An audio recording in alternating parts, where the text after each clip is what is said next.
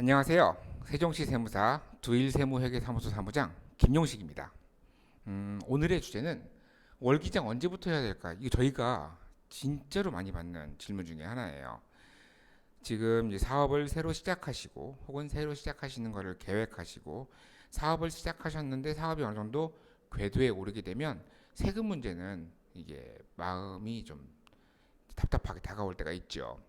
이럴 때 언제부터 내가 세무사무소의 도움을 받아야 되는지 이러한 부분들에 대한 질문을 많이 하세요. 음, 뭐 일단 기본적으로 한번 볼까요? 한번 개인과 법인으로 나누어서 개인 사업과 법인 사업을 나누어서 생각을 해야 되는데 한번 보도록 하겠습니다. 자, 월기장이라는 건 세무회계사무소에서 제공하는 서비스의 종류입니다. 저희 사무실도 이거 역시나 제공을 하고 있죠. 그리고 기장대리 서비스. 자, 보면은 매월 장부 작성과 관리가 필요한 경우 이용하는 서비스예요. 매월 비용이 발생한 데가 가장 큰 차이점이겠고요. 개인의 경우 5월에, 법인의 경우 3월에 조정료가 별도로 청구가 되니까 내는 비용은 딱 두 가지라고 보시면 돼요. 매달 내는 비용 그리고 조정료. 신고대리 서비스 이거는 기장대리 서비스를 이용하시는 분보다 사업 규모가 약간 작은 경우에 사용을 하게 되는데요. 법인은 어쩔 수 없이 이거 기장대리 서비스를 이용할 수밖에 없습니다. 매월 장부 자료를 정리할 필요가 없는 경우에 하는 서비스예요. 신고 시에만 비용이 발생을 하죠. 신고는 언제 있죠? 개인 사업을 기준으로 부가세 신고는 1월과 7월에 두 번, 그리고 종합소득세는 5월에 한 번 발생을 하니까 총 3번을 이용을 하시게 되겠군요. 당연히 비용은 기장 대리가 신고 대리보다 좀 더 많이 발생을 하게 됩니다. 저희에게 주시는 비용을 생각하시면 됩니다. 그럼 나는 매월 비용이 발생하는 기장 대리 서비스를 이용해야 될까? 신고 대리 서비스를 해야 될까? 세무사무소에는 가면은 무조건 매달 하는 거 비용하세요. 돈 많이 들어가는 걸로 하세요. 라고 할 것 같지만 그렇진 않아요. 저희를 비롯한 대다수 세무대리인은 기장 서비스가 필요한 순간을 정확하게 안내를 드리고 그것에 대해서 신고가 이루어지고 저희를 이용하시는 것이 시작이 되도록 당연히 말씀을 드리고 있습니다. 세무대리 서비스는 뭐 생각하시기에 다를 수 있겠지만 당연히 저희하고 하루 이틀 거래를 하실 게 아니에요.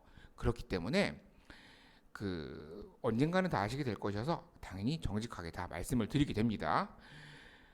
기준 경비율 조건 이상이지만 인건비 신고를 해야 되는 경우 뭐 이렇게 사대보험, 복식적 이렇게 나눠야 되는데 어려우니까 표를 보면서 말씀드리죠. 세법은 산업의 종류를 크게 세 가지로 나누어 있어요. 요 위에 있는 것은 그냥 도소매업이라고 생각을 하세요. 도소매 물건을 떼다 판매를 하는 겁니다. 그렇죠? 이것은 제조업이라고 생각하시면 되고 음식점업도 여기 들어갑니다. 중간이고요. 이건 서비스업이라고 생각하시면 돼요. 자, 우리가 쉽게 생각을 해봅시다. 세법은 번 돈에서 쓴 돈, 즉 매출에서 비용을 차감한 이익에 대해서 종합소득세를 부과를 합니다. 사업소득을. 그러면 상식적으로 생각을 할 때 편의점을 운영하는 A씨와 미용실을 운영하는 A씨가 있습니다. 둘 다 매출이 1,000만 원씩 발생을 했습니다. 누가 집에 돈을 더 많이 가져갈까요? 누가 더 이익이 클까요? 당연히 미장원이겠죠. 미용실이겠죠. 거기에 맞춰서 산업의 분류도 세 가지로 크게 해놓은 것이라고 보면 되겠습니다. 복식부기 의무 대상자, 간편장부, 기준경비, 단순경비 이렇게 나눠놨는데 금액은 두 가지예요. 보시면 자 어떻게 되느냐? 1년 매출입니다. 매출이에요. 이익이 아니 매출이에요. 요 금액을 넘고 요 금액이 되지 않는데 자, 좀 더 쉽게 생각할게요. 요 금액을 넘으면 매월 발생하는 기장대리 서비스를 이용을 해야 됩니다. 요 금액이 되지 않으면 기장대리 서비스를 아예 이용하실 필요가 없습니다. 1년간 매출액입니다. 다음 이 금액과 이 금액 사이가 이제 중요하겠군요. 이 금액과 작은 금액과 큰 금액 사이의 금액인데 인건비 신고를 해야 한다. 그러면 기장대리 서비스를 이용하셔야 됩니다. 인건비 신고가 생각보다 많이 번거롭고 어렵습니다. 그것 때문에 맡기시고 그 시간에 다른 일을 하시는 게 훨씬 더 고객님들에게 이익입니다. 요 사이의 금액은 이렇게 하시면 되고, 요 사이의 금액이 들어가는데 나는 단독 기업이야. 인건비 신고를 할 일이 없어. 나 혼자만 있어. 그럼 맡기실 필요가 없습니다. 신고 대리 때만 하셔도 충분합니다. 자, 이렇게 쉽게 잘 설명을 드리는 거예요. 자, 어떤 분들은 뭐 연간 매출액이 뭐 1억 이상이 되네 안 되네 뭐 이런 걸로 이렇게 좀 더 그게 좀 더 쉬울 수도 있어요. 그래서 설명을 드리지만 그냥 이 금액을 보시고 본인의 위치가 본인의 산업이 어떤 거고 본인의 위치가 어디에 있는지 보시고 그에 맞춰서 세무 대리 서비스를 이용하면 된다고 보시면 되겠습니다.